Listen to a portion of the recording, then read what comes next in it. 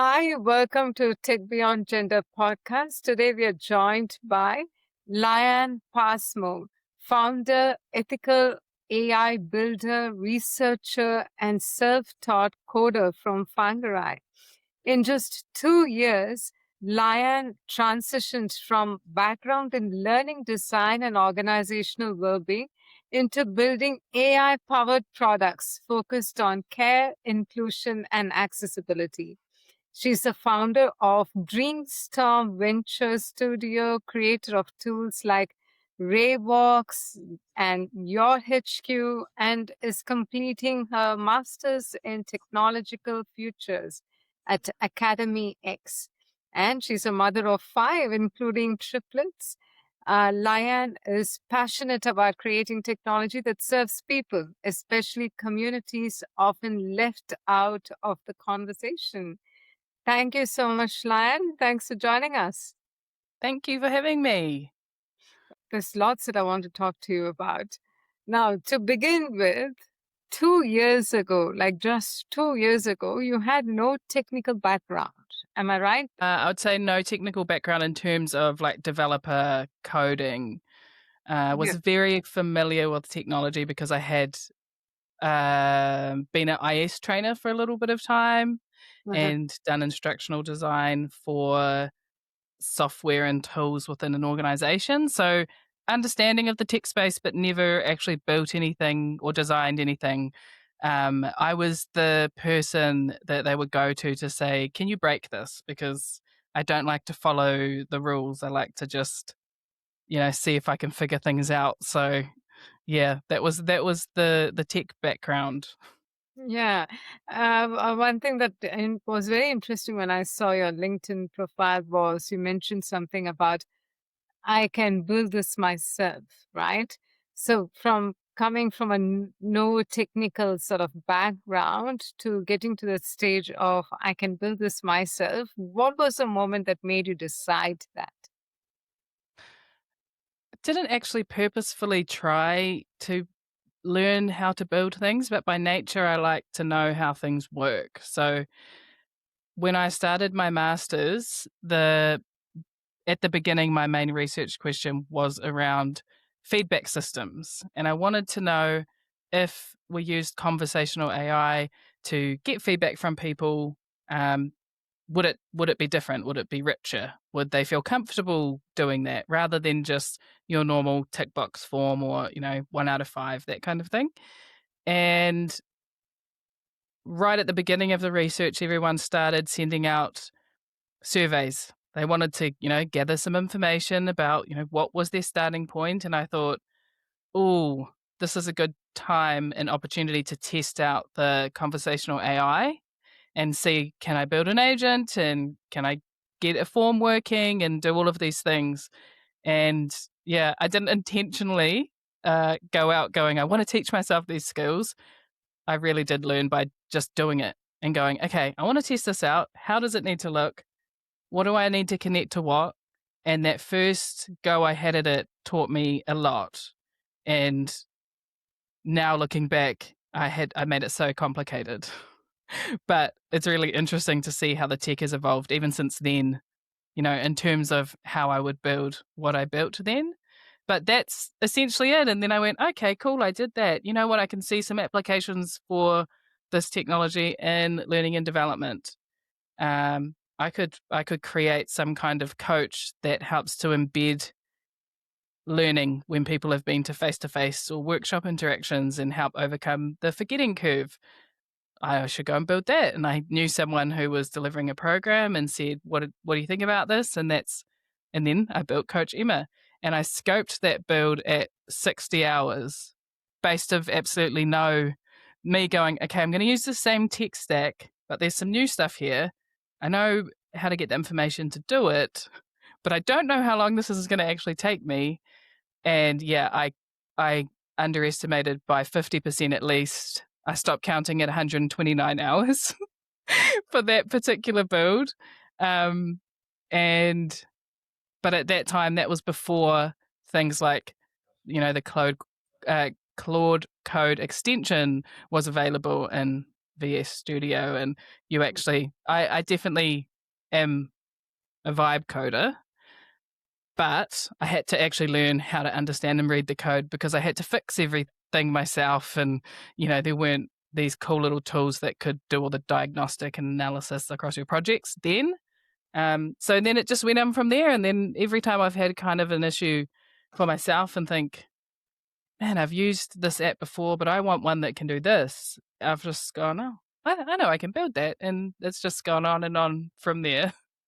Okay, tell us more about your project, your first project, which year it was, what Yep. technology you used, and what was its specific purpose itself. So the very first thing I built was the Project Rise digital survey. And so that was 2025, So what October was project? 2025. So Project Rise was the name I gave my master's project, Okay. which it stands for, at that time, it was Real Insights for Systemic Empowerment. And Mhm. I began really obsessed with this idea of um, our collective feedback as consumers of whether it was food, technology, services, systems. I'd kind of got stuck on this. Well, it all began when I had a really bad experience at McDonald's getting a McFlurry. And it was so bad that I actually went and gave feedback, which I normally wouldn't do. And it kind of got me on this. I'd been trying to decide what my project was going to be. And then I started thinking, we all have these bad experiences and we also have really good ones. How many people actually provide the feedback to these businesses so they can get better? And then I went down a bit of a research rabbit hole. And what stuck out to me was that 95% of us will read reviews, Mhm. but only 8% of us are actually leaving them. And Yeah. I was like, wow, I'm one of the 95%, but I do never leave reviews. That's just a bit too difficult. It's always, to be honest, just logging into my Google to be able to leave a review's been a barrier in the past. So I started thinking about that other 92% and how much our collective thoughts and feedback on the experiences that we're engaging with every day could actually have an impact on the business, the product, whoever's creating the product and the service. What if they actually really knew what we thought and then could actually use that to improve it and make it better? And where this kind of self-fulfilling cycle of us giving our collective thoughts on things, and then they get better and they are more sustainable and they are actually serving the communities that use them. So, and at the time I was like, and I think conversational AI could be the thing I'm imagining. um, if we park ethics, my phone is connected to my GPS and my bank, and it knows where I go and it knows where I spend money. And maybe I set it up so once a day it knows I'm in the car, I'm on car mode, and it goes, hey, can I have a chat with you?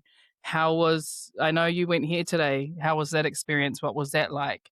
And it begins to just build up this profile. But the idea was it's really frictionless. You're having a discussion. The conversational AI can go a bit deeper and get deeper insights rather than just a tick box and which people would usually rush through. And then on the flip side of that, it was the businesses that would have access to those insights, but not in a way that was extractive. I was thinking, how could we make it work for that, for those people giving their insights? How do we have reciprocity? So that was kind of where it all started out. That was what my research, I set out to tackle that issue. And then I began by using the conversational AI to ask people about feedback systems. So my very first survey, the Project Rise digital survey, was asking people, how do you feel giving feedback in different contexts at work, and what's a time you've given feedback and you felt really good about it and not very good. And it was, I didn't have a huge amount of questions, but the way that I ended up having to build it was, I wanted to capture some demographics, but I also wanted it to be completely anonymous. So I built that AI agent in 11 labs. And then I went, oh, I need these demographics up front. I also need to be really transparent that this is for research purposes, and I needed to have a whole bunch of context at the beginning. And I also needed to cater to, different options for people who didn't want to engage with the AI. I needed to have a form for them to fill out as well. So it ended up in 3 parts. There was a form that they would fill out that had all my researcher context and ethics approval and captured optional demographics.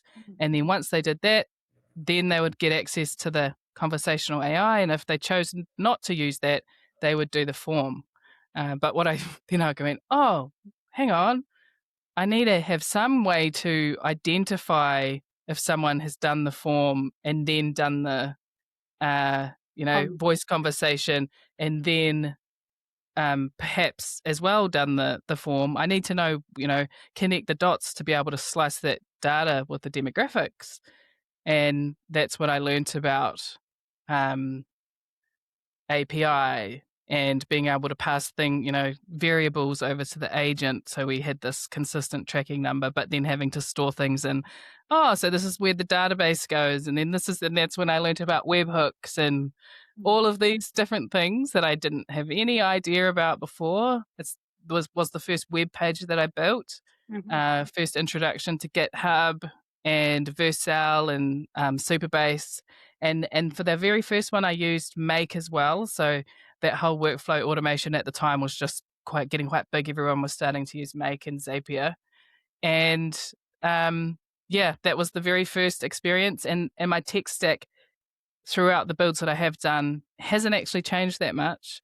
I had a little play around with the vibe code tools like Lovable, and I think I started in Replit. But I was like a poor student and didn't want to have to pay big subscription for things. I am very big on trying to figure out how to do something quite lean. And that is because, with all of these tools that are becoming available, I feel like they should be accessible. So there's got to be a way. How can we make them accessible by not having to constantly, keep getting more subscriptions? But what I didn't love about the vibe coding was it was great I actually created an app for this. The very first thing I did when I thought this is the idea, the feedback system, was go into Replit, build a app and go, yes, cool. Yeah, that is what it would look like. But what I found, and I don't think this has been resolved quite yet, was when it started to get more complex, it was harder to change, and having no understanding of what the code was looking like, being very difficult to find bugs. And what I ended up doing was going, okay, I'm going to get VS Code. I'm going to start building projects in there and then push them to GitHub and host them on Vercel and connect the Superbase in.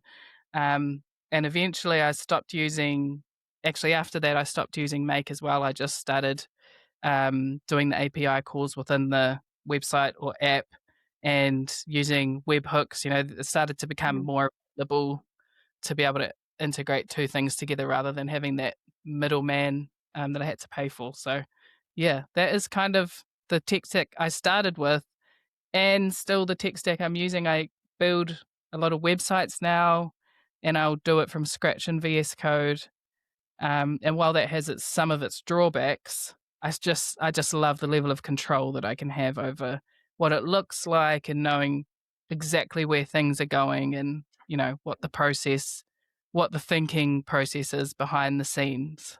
Nice. So with the Yeah. conversational AI for the feedback system, Yeah. so if I want to use it, do I need to install an app for it, or do I register the website? How does it work? I've been building web apps. So you can put a conversational, if you're using something like 11 Labs, which is my favorite, I've tried a few different ones. That's where you can set your agent up, your conversational AI agent, and you can embed it into a website. You can add it so it just pops up in the corner like you would see a chatbot. It pops up the same, but it's the AI agent, and you can talk or chat with it. And it's a very different experience to the chatbot. But I have been building web apps, and I've been trying very hard to get clearance as an app developer for Apple, but every time I try and do it, I get errored, and I've tried so many different ways of contacting them and haven't been able to. So I'm at a bit of a block there, but I would love to try and get apps. So I did go down. I built a web app, and then I went, okay, I'm going to build this now as an app for an Apple device or an Android, and yeah, that was the blocker I got to. So I just continued on with web apps. But what I like about web apps is if people have organizational devices, they're still able to access it. They don't have to jump through hoops to try and get things approved. But yeah. Yeah. So now this agent is being used a lot at the moment. I suspect The that. conversational, so the one I built for Project Rise, Yeah. I cloned my own voice and I created a feedback agent. I used that particular agent only for that project. Okay. And then since then, whenever I do a build, if it's got a conversational AI agent, I build a new one. So it has like a different you kind of there's two parts to it. There's the system prompt, which is the personality that you want it to have and Yeah. kind of where you might put the guardrails, things it does, things it doesn't do, the behavior. And then you have the knowledge base, which is where all of the information that you want it to be able to access sits, or Mm. that curated piece. Yeah. So I've built a few different ones, and ones for coaches who are using it to support their clients. It'll be their IP as a coach, their frameworks, how they operate, what their program is that the person is on, and anything that basically any resource that they might be calling on themselves, or I'd say anything that's shaped them as a coach or any frameworks that they use would be in the knowledge base. I'm building one at the moment that will just sit on a web page for actually online design business, Mhm. and they build websites for clients in WordPress using different what are they called? Like they use, I think, Elementor and other types of overlays of the websites in WordPress. But then their clients might go in and add things and make changes, but then they come back to them because they don't do it very often and they go, I can't remember how to do it. So they spend a lot of time having to do the kind of IT support. So we've built an agent for their basically as their first line of support. And that agent in the knowledge base, it's got the transcripts from lots of their YouTube videos they've created to support. So usually when they have, had to answer the same question 10 times, they'll create a video. Mm. So it's got the transcripts, it's got access to their site, their website map, which also has all of the reference documents. So the agent will try and connect them with the right thing that they need and help them through whatever issue it is that they're having.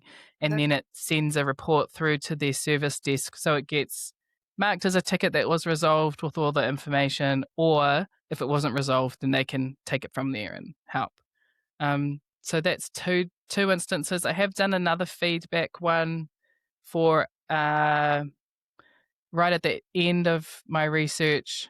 I did some co-research with a peer because she also used conversational AI, and we realized that both of us were using it for in interactions that were quite vulnerable, and our worry was that these were tapu conversations that might be normalized or made ordinary by the use of the digital technology.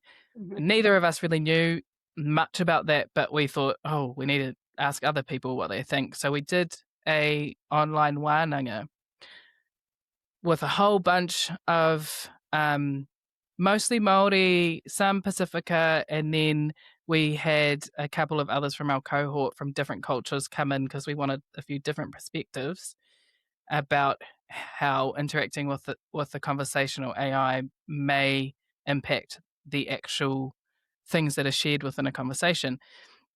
And we looked at our so I've got a background in facilitation and experience design. So we, planned out this amazing 2-hour online interactive experience to see what we could get out of it, but looked at it and looked at the content and went, man, this is actually the kind of thing that should be done in person in terms of the level of vulnerability we're asking people to share. But we couldn't do it in person because everyone who was invited was from all across the North Island, most of them. And we also we decided to do this in the last last 2 months of our master's study. So we were on a restricted time frame, but the geographical spread was never going to help that anyway. So we took a step back and went, okay, so what can we do? We think it's really important for this that we've built a little bit of trust up before people attend. Everyone who was coming already knew one of us, so that was good. But we felt like there needed to be a little bit of give before they came. So we created an agent again to do a survey and have a talk with them before they came, and they could interact with. It was my digital voice again, or they could do a form, or if they wanted to, they could book a 30-minute conversation with one of us if they didn't like either of those options. And that worked really well. So they basically, for those who did interact with the AI, we wanted, one, it exposed them to like what we were actually going to get together and talk about, because some people have a perceived idea of what it is, but haven't actually interacted with it yet. And then, so they gave their individual thoughts. We came together as a group and did a lot of stuff online and did breakout rooms. And then at the end, they went back to the agent individually and were able to give their reflections as individuals. So using it in that way worked really well because they came in, it gave them context as to why they were there before they turned up. They were able to ask any questions and they really understood what it meant to have a conversation with an AI agent.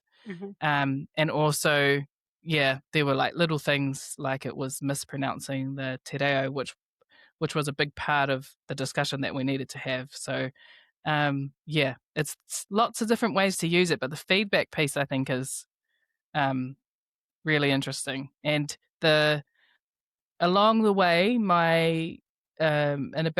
round about Christmas, I kind of re-examined my research question, which was quite large, and my sub questions were also large. And I went, okay, what have I actually done over the last year? And realized I've done so much building and I've actually learned so much about conversational AI. And while I started out thinking about feedback systems, what I now think is the most important thing out of the research I've done is actually the conversational AI and having vulnerable conversations. And at that time in the media, we were starting to see lots of stories about people talking with chatbots and AI companions and things that led to either individual harm or harm of others. And I had used conversational AI to build a relationship therapist for my husband and I at the time. Well, I wouldn't call him, sorry, I actually go out of my way not to call him a therapist. He's a coach, relationship coach. And it had worked wonders for us. It had been so amazing. So I was like wrestling with this, like, wow, there's this, really harmful, negative things happening, but I've actually had an amazing experience. And I've also gone out of the way to make sure that I've built in safety guardrails to my agent and it's got the right, it's curated knowledge that it's accessing from really trusted sources. So that's when I decided to focus my research, and my main research just became on vulnerable, can we create safe conversational AI for vulnerable conversations? And it's been really interesting, answering that question. Oh, it was very interesting about the relationship coach agent Mm. you built, right? So, what was your knowledge base? What was the source of your knowledge base? So it actually began because my husband and I had the same disagreement 3 weeks in a row. And I went, oh, I've had enough of this. I'm going to build a agent for us to talk to. And we did it together. We sat down and I said, who do we both really admire? If I'm going to craft the personality after someone, let's decide together what that looks like. And how we want to feel when we're, talking with this agent. And both of us really love Gilbert Anoka, who was the All Blacks mental skills coach and manager for over 25 years.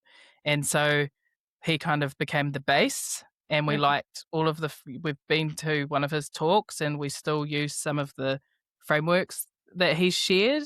So that became the base. And then I went off and went to Perplexity and did some deep research on relationship experts and psychologists. But I also decided to look from the Indigenous space at relationships and well-being. And what I ended up with was, and then on top of that were just influential voices, people that I've read, like Brene Brown, and I love Simon Sinek, and he'd recently been talking about relationships quite a bit, and I liked his take on some of the things that was happening with his partner. And then I created this knowledge base of articles. And I also looked at things. It started out as just for us. And then a couple of my friends were like, can I try it? Can I see if it works? And some of them were single. So I was like, oh, I need to go and do a bit of research into that. If they want to have this relationship coaching actually with their relationship with themselves, need to get some more information. And then when I decided I'd do a pilot, someone said, I've got two daughters. I think they're like 21 and 19. We all still live together, and they fight terribly, and I'm so sick of it. Could they use it? And I was like, oh, well, I don't see why they couldn't. So then I had to go look into some family relationship, and I usually I use Storm Genie to generate papers on topics that I'm interested in, and then a little bit of Notebook LM and Perplexity to do some deeper research and get some stats and facts and find some other sources that I'm interested in, that I know are real, and then I kind of create my knowledge-based articles after that. And then I also had people who had been in relationships for a really long time, and other people who just had different circumstances, and I had to make sure it kind of catered for them all. So that's what ended up in Ray. Ray's the name of that agent. Learned a lot. So I did a 2-week pilot. When I made the choice that I think focusing on conversational AI was a good, final end for my research, I thought, okay, well, the most vulnerable case study I could do would actually be on Ray, because, this is people talking about their relationships. And so I, asked around my peers and some friends, would you be interested in being part of this pilot? I'm going to anonymize all the data. Like, I really, really, really don't want to know what you're writing in there. What I'm interested in is the feedback that you give me on your experience of talking with Ray. Whether it's you and somebody else, I want to know how you found that, and whether or not there was any impact based off, the coaching he was able to give. And I had a lot of learnings in that 2-week pilot. One of the key ones was his voice. So I chose a voice that I liked, which was like a Scottish, Irish, like a nice Irish lad. I really liked the voice.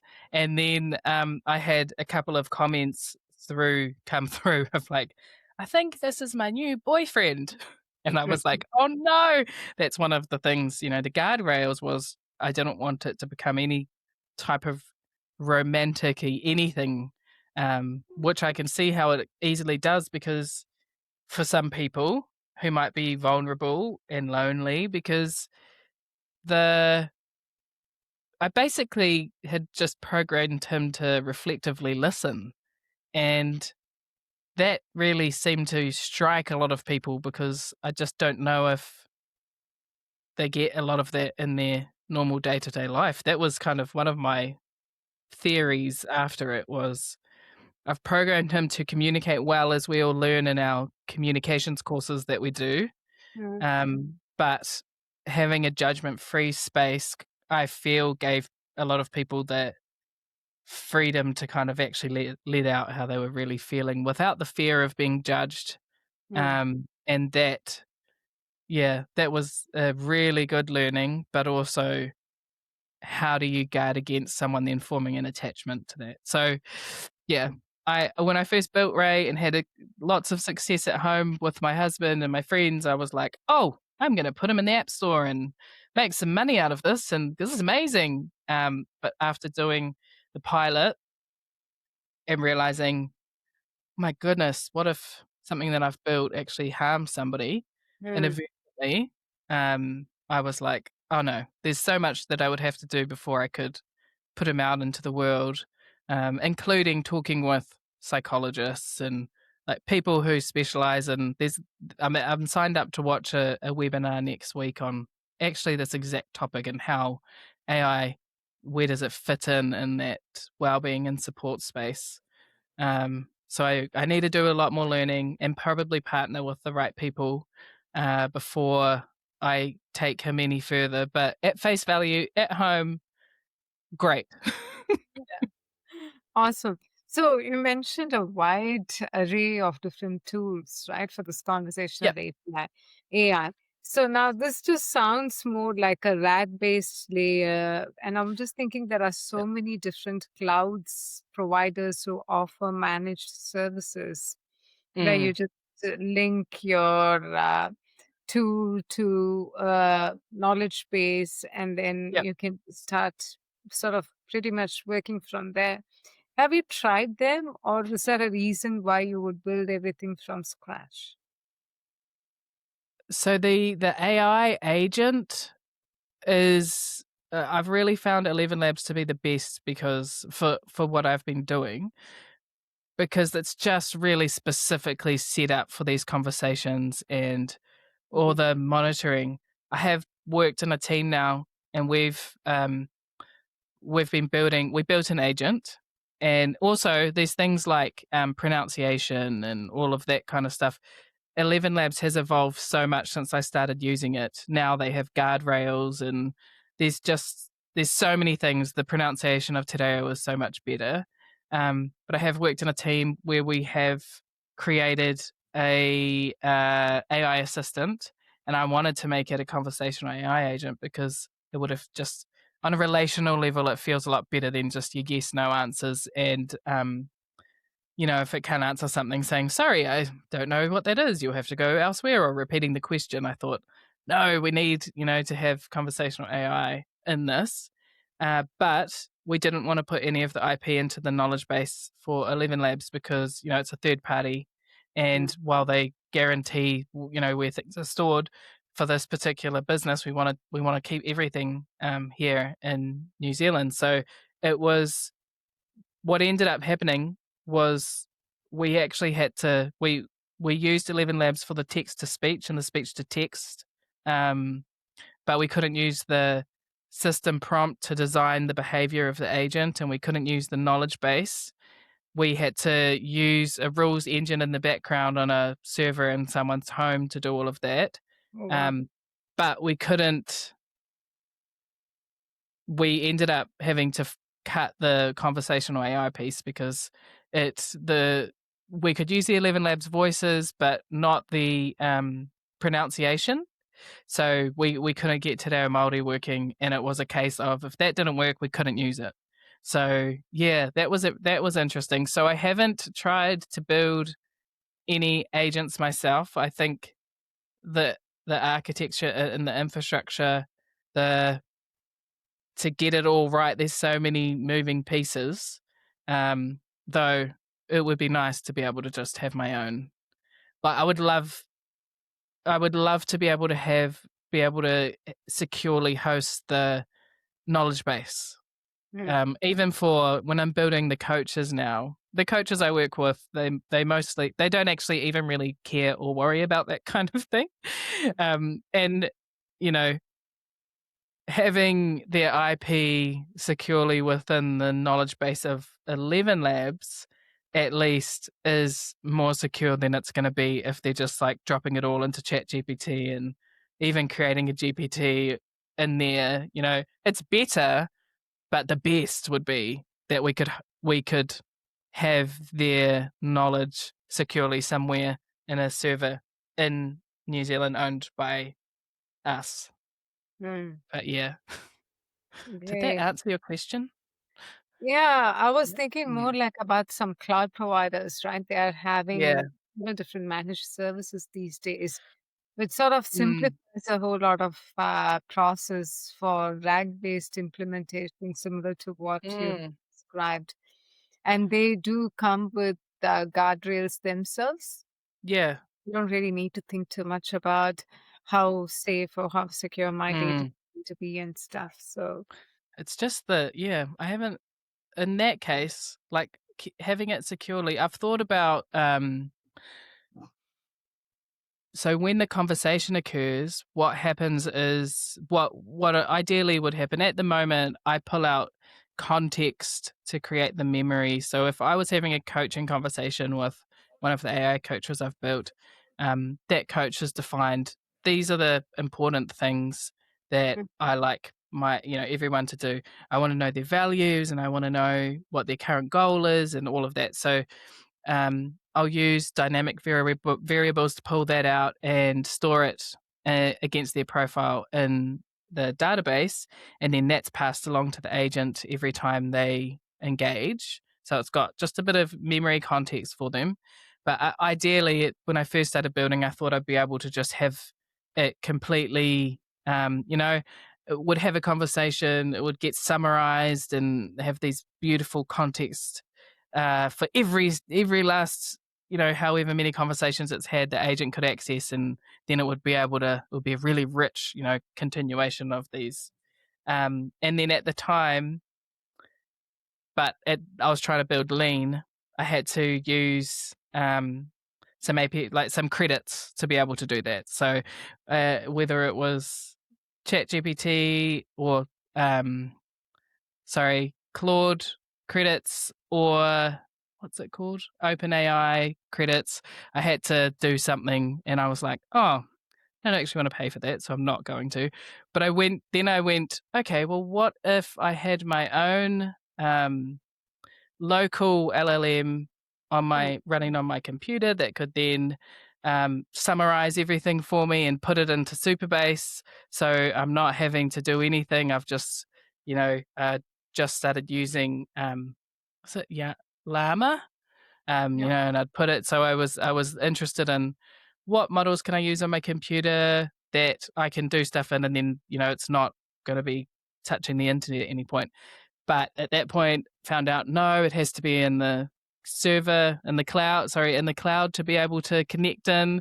And then when I looked at the cost of that, it was like, oh, okay, I'm better off just buying some credits and doing it that way. So yeah, I've gone. I went, and even then, if I looked at the now, that's probably changed, and there's probably a better way to do it, um, Yeah. including the things that yeah.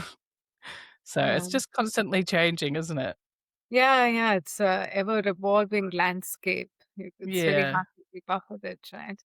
So I was Yes. just wondering, like, how, from your experience interacting with your friends and family, how much do you think, what is the uptake of AI and AI tools and AI development among Mm. Maori and Pacifica population in New Zealand?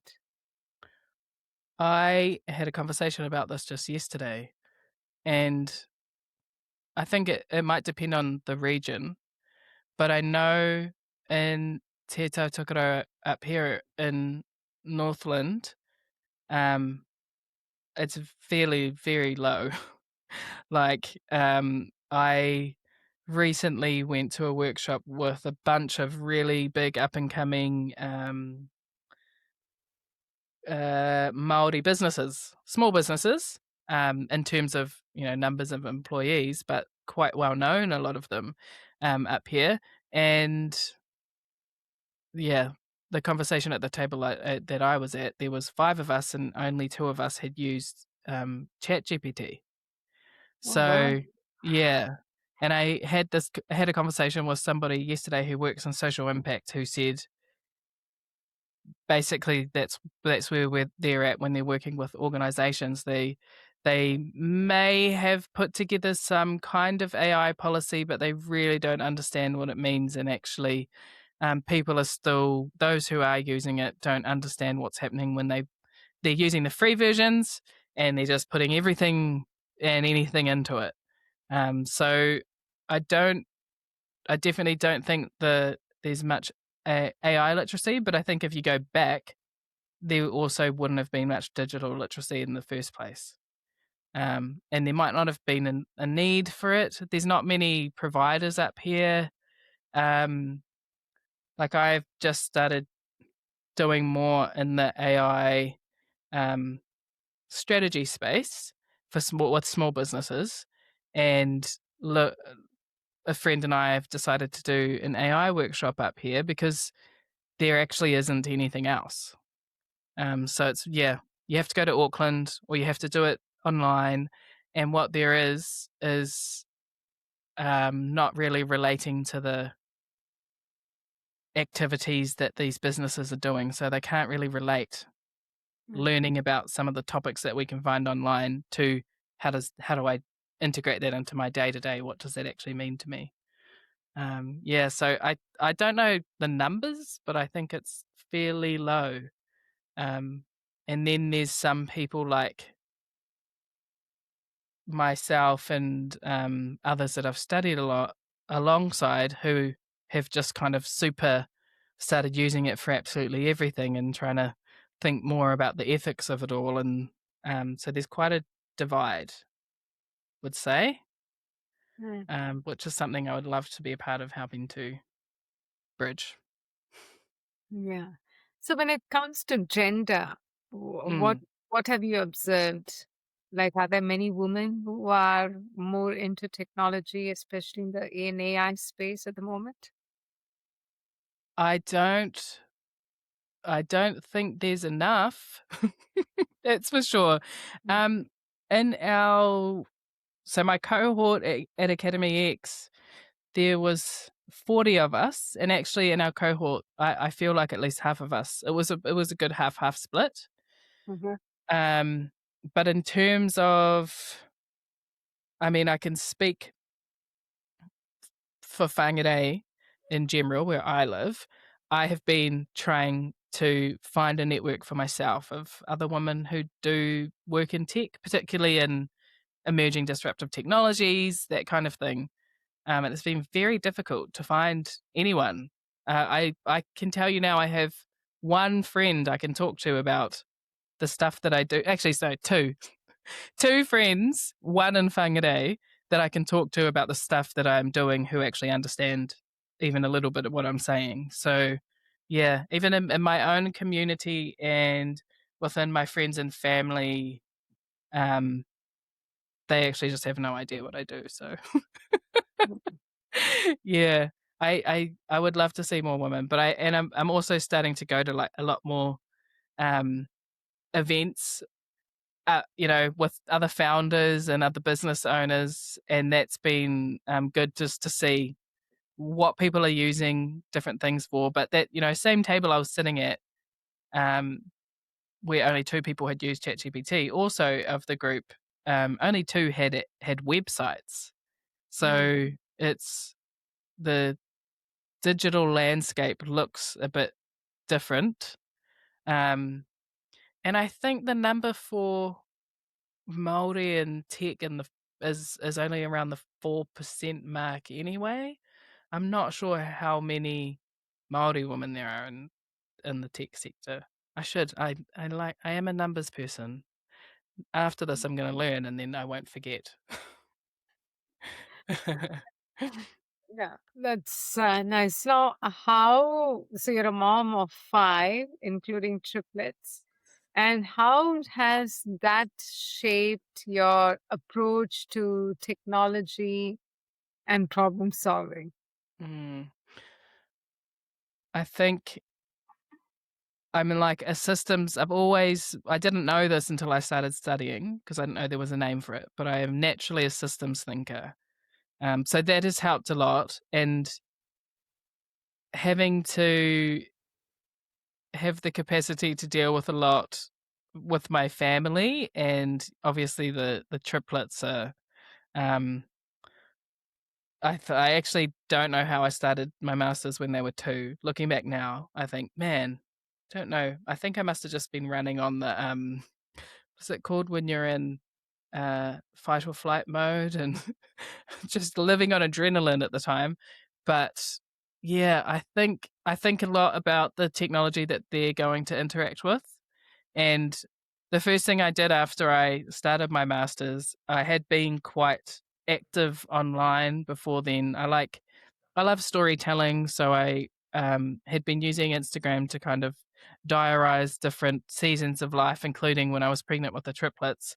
And then I decided very quickly after seeing, learning a lot more about what technology can do, that I wanted to remove my children from it. So I also removed myself from it. So I went off social media, but before I did, I kind of archived as many photos of them as I could. So if I did start my account again, and yes, they probably still are somewhere, but it's made me more mindful of their online presence Mm. and how I talk to my kids about technology and the different ways that we can use it.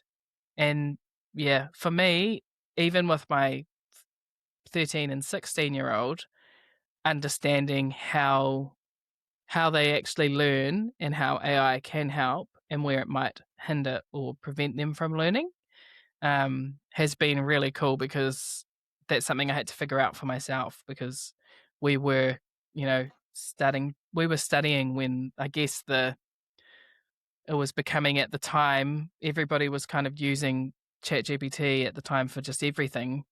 That you soon had to figure out how to actually retain anything, if you wanted to.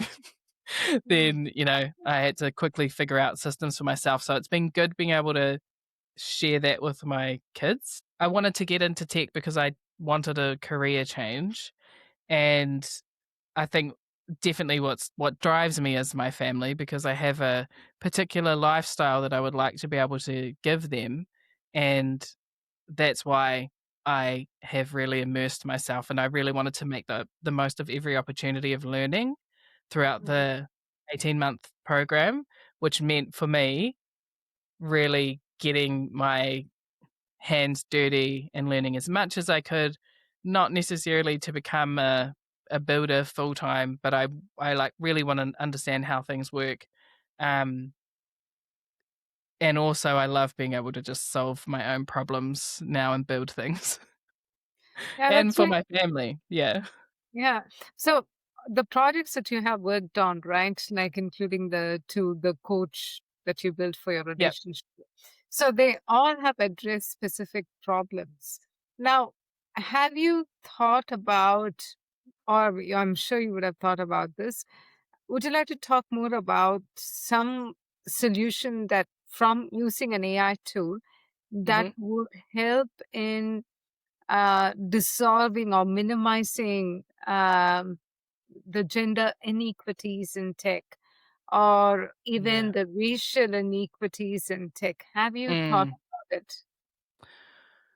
One of the things that came out of my research was and that peer research where we looked at the cultural aspects when using the conversational AI, was a framework that we developed. It's a tikanga led conversational AI framework for agents. And I think what I love about it is if you are building an AI agent, you can use it to look from Te Ao Māori lens as to how could you build it right from the beginning, and what steps and processes do you need to go through, and who needs to be involved, and at what point, and just acknowledging that not building something is a no as well. So the whole experience of actually um, choosing to be an ethical builder who builds with values first, Māori and Pacifica values, has been really cool, because I think it's now the products that I create are very relational, and when people use them and see them, I usually will have something that I'm trying to create. So with the surveys, and particularly the first one, I wanted people to feel seen, heard, and valued when they interacted with it. And without even telling anyone that, and they actually reported back those exact words and how they spoke. And one of the findings from my research was I called the 30/70 paradox, or something like that, was when I built values into the architecture, they were either 30% of people named them, and I had chosen Māori values. This was for the this was across all of the builds. They all had different values kind of built into the architecture, but not named. But 30% of people named them, and then the other 70 all described them. So 100% of people knew that they were there. So I mention this because I think knowing that there's a different way to build things that aligns with your values and your culture is a big thing. And what I have realized is it makes the experience a lot richer, and the product is a lot more relatable, and it will align with the values of people who may not have wanted to engage with the technology before. But it also has created other barriers because it's harder to there's a lot of other hoops you have to jump through for it to be right before you can share it. For instance, the B that I built B for the Claude Code hackathon, which was the family, so the conversational AI and just agent in general, who listens in on your family and then coaches you to be a better parent, or if it's one of the teenagers, whatever they want to be coached on as part of the family unit, and tries to just make your family stronger and better, and whatever it is that your family decides it wants to be. And then that was great. I built it in 5 days, tested it with my family. I couldn't show any impact because it was, it wasn't a long enough period for us to use it to show that. But I've had people asking afterwards, oh, can I log in and use it? Can I use it? And can I test it out for you? But the reality is I built it in 5 days. I skipped a few steps in terms of using cultural information inside of it. I need to get other people to sign it off and actually go, yes, you've used it in the right way. This is correct. Also need to do a whole bunch of safety testing and make sure, I can't actually just release that out into the world now. But if I didn't have my ethics, somebody else would. There's other people who would go, well, it's good enough. It's got a crisis protocol. Even then there'd be people who wouldn't care about the crisis protocol.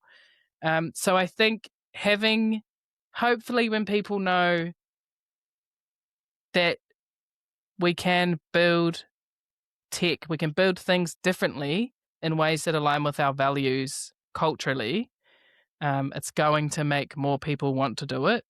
And when it comes to, and that's like everyone, so I'm talking Māori and Pacifica, but you can design values first, leading from who you are. That's what I think is a good learning.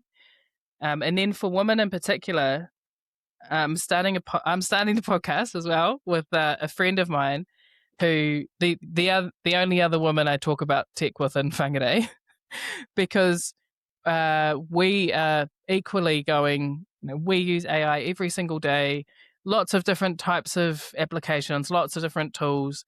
We're in the similar age range. None of our friends are really doing anything. And I'm seeing stories like, Reese Witherspoon shared a reel the other day that went viral, talking to women about AI and how she was in a book club and only one person in the entire group really knew what it was. And so the podcast we want to start is really born out of trying to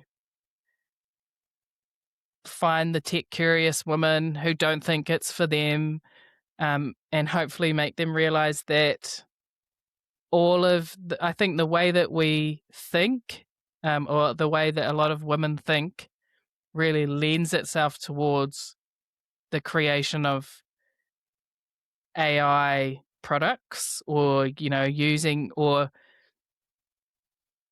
what would you call it? Managing AI agents or anything like that. That it doesn't really matter what career you've had, what experience you've had that's led to now. Now that anyone in any field can go and upskill in the world of AI and then apply that going forward to whatever it is that they want. This is an opportunity for everyone to maybe who wants to help equalize, the gender imbalance in the tech space, and that everything you've done up until now isn't worthless. It's actually like your superpower that's going to help you once you learn how to use AI in the context of what you know. You can master it. You don't have to have been a coder or developer for 20 years or done a Bachelor of Computer Science anymore. They can leverage the technology now to help them.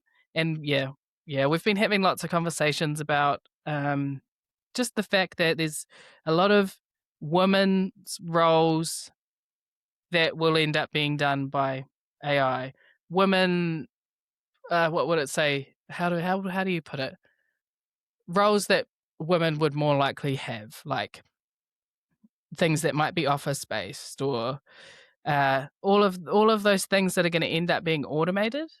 And we had a speaker at Academy X on our very last session. She was really good. I can't remember her name, but she took us through this presentation, and it was of the evolution, of from the typewriter to the computer and all of these, all the way back to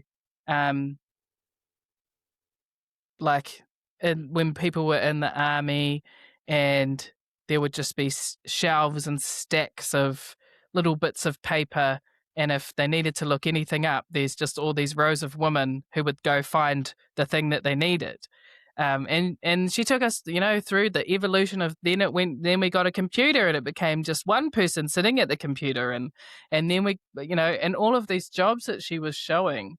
And I asked the question, I said, do you realize that everything you've shown here it's been all women's roles that have been, when we've talked about like revolutions of work, it's been women's roles that have mostly disappeared. And she was like, wow, no one's ever pointed that out before, but you just can't unsee it.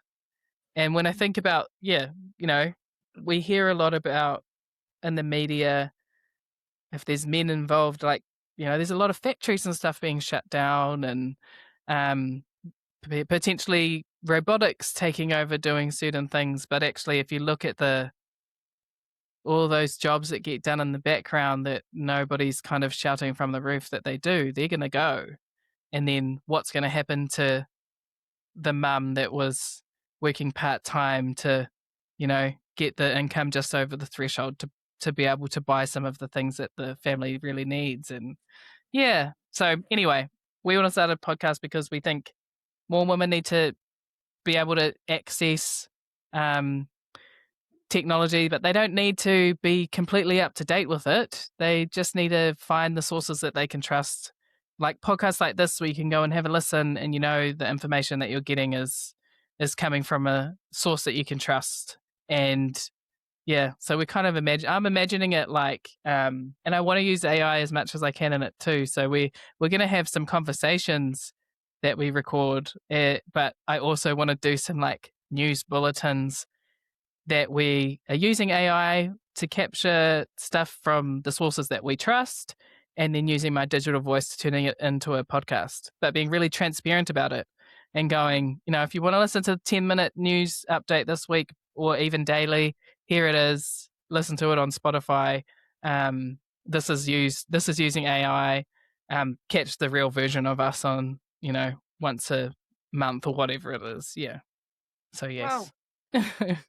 Great idea. I just really appreciate how passionate you are, and also thinking about social cause, Mm, about how yeah. AI can potentially change and impact and transform particular Mm, people, right? yep.